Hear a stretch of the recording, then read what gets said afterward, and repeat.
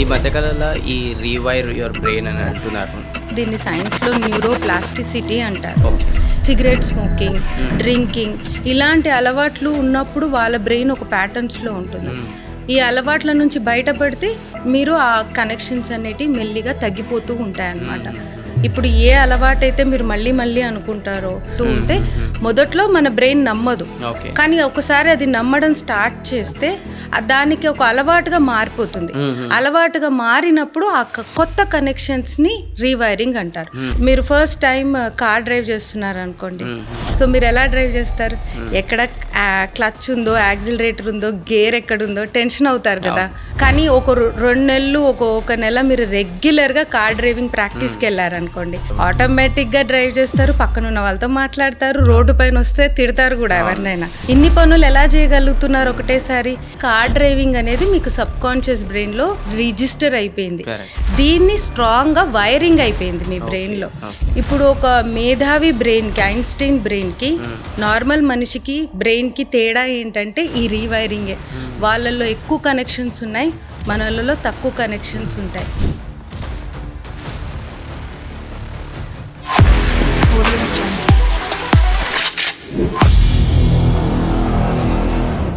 So ఈ manifestation చేసుకోవాలని చాలామంది అంటుంటారు. మేనిఫెస్టేషన్ చేసుకొని సక్సెస్ఫుల్ అయినారని కూడా చాలామంది అంటుంటారు కదా. అసలు ఎగ్జాక్ట్గా మేనిఫెస్టేషన్ అంటే ఏంటి అండ్ ఇది ఎంతవరకు నిజం? మేనిఫెస్టేషన్ అంటే మనం ఏదైతే అనుకుంటున్నామో దాన్ని రియల్ లైఫ్లో నిజం చేసుకోవడమే మేనిఫెస్టేషన్ అంటారు. సో మీరు మీ సబ్ కాన్షియస్ లెవెల్లో ఏదైతే ఆలోచిస్తారో తెలియకుండా ఆలోచించడం అంటే ఎప్పుడు అంటే మన నిద్ర జారుకునేటప్పుడు last 5 minutes of your day మీరు ఎలాంటి ఆలోచనలతో పడుకుంటున్నారు, మార్నింగ్ లేచిన వెంటనే ఎలాంటి ఆలోచనలతో లేస్తున్నారు. సో ఈ టైంలో గనక మీరు పాజిటివ్గా ఆలోచించి ఆ టైంలో సబ్ కాన్షియస్ బ్రెయిన్లో రిజిస్టర్ అవుతే గనక డెఫినెట్లీ అది లైఫ్లో నిజం అవుతుంది అంటారు. దిస్ ఈజ్ మేనిఫెస్టేషన్ అనమాట. అయితే ఇలా చేయడం వల్ల మనం ఫోకస్ అనేది ఎప్పుడు, మన ధ్యాస అనేది ఎప్పుడు ఒక పాజిటివ్ వైపు వెళ్తుంది. ఫర్ ఎగ్జాంపుల్ చెప్తానండి, మనం ఒక కార్ మేనిఫెస్ట్ చేస్తున్నారు అనుకోండి, మీరు ఫస్ట్ ఏం చేస్తారు?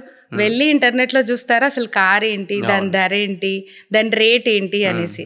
దాని తర్వాత మీరు వీలైతే ఒక టెస్ట్ డ్రైవ్కి వెళ్తారు ఒక 2-3 సార్లు. దాని తర్వాత దాని గురించి ఆలోచిస్తూ పడుకుంటారు. మరుసటి రోజు మీరు రోడ్డు పైన వెళ్ళినప్పుడు అవే కార్లు మీకు కనబడతాయి. అలా అని చెప్పి ఒక్కరోజు రాత్రిలోనే అందరూ ఆ కార్లు కొనుక్కున్నారని కాదు, అవి ఆల్రెడీ రోడ్డు పైన ఉన్నాయి, మన ధ్యాస వాటి పైన లేదు అంతే. సో ఎప్పుడైతే మీ ధ్యాస వాటి పైన వచ్చిందో you will start seeing those cars in your real life. So అవకాశాలు కూడా అంతే.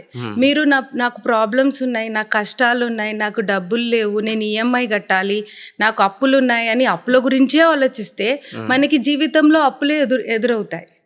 అప్పులు కూడా ఎవరు చేశారు? మన బ్రెయినే చేసింది. మన మైండ్ చెప్తేనే కదా అప్పులు చేస్తాము.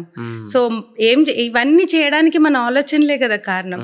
అలాగే అసెట్స్, ప్రాపర్టీస్, ఇవాళ రేపు ధనవంతులు, అది కూడా మైండ్ చెప్తేనే కదా చేస్తున్నారు. దానివల్లనే కదా సక్సెస్ అవుతారు. సో రెండిటికి మైండే కారణం అండి.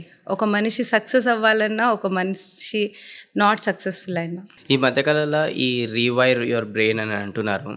అసలు ఈ టర్మినాలజీ ఏంటండి? అర్థం అవ్వట్లేదు అసలు. What is rewire your brain అని? యాక్చువల్గా రీవైరింగ్ అంటే దీన్ని సైన్స్లో న్యూరోప్లాస్టిసిటీ అంటారు. ఏంటంటే మన అలవాట్లు బట్టి మన న్యూరాన్స్ అన్నీ ఒకదానికొకటి కనెక్ట్ అయి ఉంటాయి అన్నాను కదా. ఇప్పుడు ఏ అలవాటైతే మీరు మళ్ళీ మళ్ళీ అనుకుంటారో, ఫర్ ఎగ్జాంపుల్ అఫర్మేషన్స్ అంటాం. అఫర్మేషన్స్ అంటే ఏంటి? మనం ఏదైతే కోరుకుంటామో ఆ కోరిక ఆల్రెడీ జరిగినట్టుగా మనము 10 సార్లు 20 సార్లు వీలైతే రోజంతా మనం మనసులో అనుకుంటూ ఉంటే మొదట్లో మన బ్రెయిన్ నమ్మదు, కానీ ఒకసారి అది నమ్మడం స్టార్ట్ చేస్తే దానికి ఒక అలవాటుగా మారిపోతుంది. అలవాటుగా మారినప్పుడు ఆ కొత్త కనెక్షన్స్ని రీవైరింగ్ అంటారు. అలాగే పాత అలవాట్లు పోవడం అంటే నెగటివ్ థింకింగ్ నుంచి బయటపడడం. For example even cigarette smoking, drinking ఇలాంటి అలవాట్లు ఉన్నప్పుడు వాళ్ళ బ్రెయిన్ ఒక ప్యాటర్న్స్లో ఉంటుంది. ఈ అలవాట్ల నుంచి బయటపడితే మీరు ఆ కనెక్షన్స్ అనేటివి మెల్లిగా తగ్గిపోతూ ఉంటాయి అన్నమాట. సో ఏ అలవాటు నేర్చుకుంటారో అలా. ఫర్ ఎగ్జాంపుల్ మీరు ఫస్ట్ టైం కార్ డ్రైవ్ చేస్తున్నారు అనుకోండి. సో మీరు ఎలా డ్రైవ్ చేస్తారు? ఎక్కడ క్లచ్ ఉందో, యాక్సిలరేటర్ ఉందో, గేర్ ఎక్కడ ఉందో టెన్షన్ అవుతారు కదా. అసలు మనకి ఎలా ఫుల్ అన్ని చూసి మనం పెడుతూ ఉంటాం కాలు చెయ్యి అంతా. కానీ ఒక 2 నెలలు ఒక నెల మీరు రెగ్యులర్గా కార్ డ్రైవింగ్ ప్రాక్టీస్కి వెళ్ళారనుకోండి, దాని తర్వాత మీరు ఎలా డ్రైవ్ చేస్తారు? ఆటోమేటిక్గా డ్రైవ్ చేస్తారు, పక్కన ఉన్న వాళ్ళతో మాట్లాడతారు, రోడ్డు పైన వస్తే తిడతారు కూడా ఎవరినైనా, అండ్ మ్యూజిక్ కూడా వింటారు. ఇన్ని పనులు ఎలా చేయగలుగుతున్నారు ఒకటేసారి? ఎందుకంటే కార్ డ్రైవింగ్ అనేది మీకు సబ్ కాన్షియస్ బ్రెయిన్లో రిజిస్టర్ అయిపోయింది. దీన్ని స్ట్రాంగ్గా వైరింగ్ అయిపోయింది మీ బ్రెయిన్ లో. ఇప్పుడు ఒక మేధావి బ్రెయిన్ కి, ఐన్స్టీన్ బ్రెయిన్ కి, నార్మల్ మనిషికి బ్రెయిన్ కి తేడా ఏంటంటే ఈ రీవైరింగే.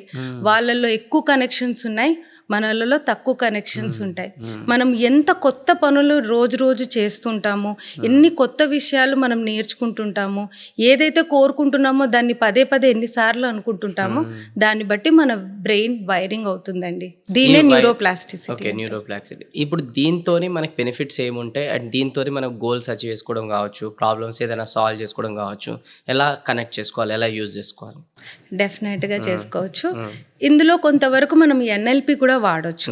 న్యూరో లింగ్విస్టిక్ ప్రోగ్రామింగ్ అంటే ఇప్పుడు క్షణాల్లో వాళ్ళకున్న నెగటివ్ హ్యాబిట్ నుంచి బయటపడ్డాం. ఆ బయటపడినప్పుడు ఏంటంటే కొంతవరకు ఆ ప్యాటర్న్స్ మారడానికి ట్రై చేసుకుంటాం అనమాట. మళ్ళీ వాళ్ళు ఆ అలవాటు నుంచి బయటపడతారు కదా, అప్పుడు ఆ కనెక్షన్స్ తెగిపోతాయి, కొత్త కనెక్షన్స్ అనేవి సృష్టిస్తాయి.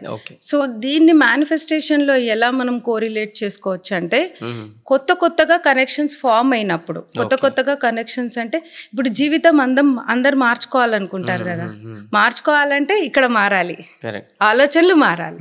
సో ఆలోచనలు మారితే మన బ్రెయిన్ కనెక్షన్స్ మారుతాయి, మన కనెక్షన్స్ మారితే మన జీవితంలో ఆ అవకాశాలు అనేది కనపడతాయి. So this is the rewiring వెనకాల ఉన్న సీక్రెట్ అన్నమాట.